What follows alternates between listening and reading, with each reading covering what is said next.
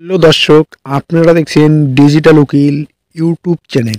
রাজ্য জুড়ে আবারও নতুন করে প্রকল্পের সূচনা করলেন রাজ্যের মুখ্যমন্ত্রী মমতা বন্দ্যোপাধ্যায়।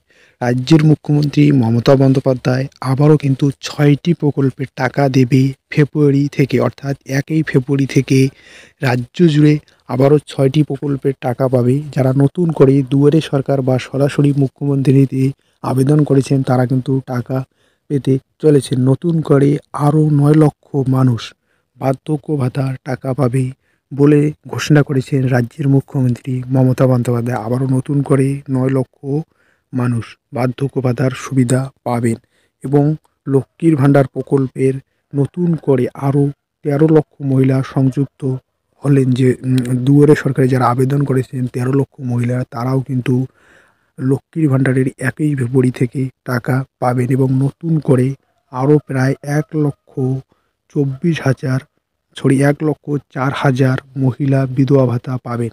আবারও নতুন করে প্রায় ১,০৪,০০০ মহিলা বিধবা ভাতা পাবেন এবং নতুন করে আরও প্রায় ৭,০০০ মানুষ মানবিক ভাতা পাবেন। নতুন করে আবারও ৪,০০০ মানুষ মানবিক ভাতা পাবে এবং কন্যাশ্রী প্রকল্পে নতুন করে আরও ১০.৫ লক্ষ কন্যাশ্রী সংযুক্ত হলেন। নতুন করে আবারও কিন্তু ১০.৫ লক্ষ কন্যাশ্রী প্রকল্পের কিন্তু মহিলারা টাকা পাবেন, অর্থাৎ যে সকল মহিলারা রয়েছেন। এবং রূপশ্রী প্রকল্পে নতুন করে আরও 67,000 মহিলা সংযুক্ত হলেন, অর্থাৎ নতুন করে আবারও কিন্তু 67,000 মহিলা কিন্তু রূপশ্রী প্রকল্পের টাকা পাবেন। দর্শক, রাজ্যের মুখ্যমন্ত্রী মমতা বন্দ্যোপাধ্যায় কিন্তু ইতিমধ্যে কিন্তু এই ৬টি প্রকল্পের কিন্তু ঘোষণা করে দিয়েছেন।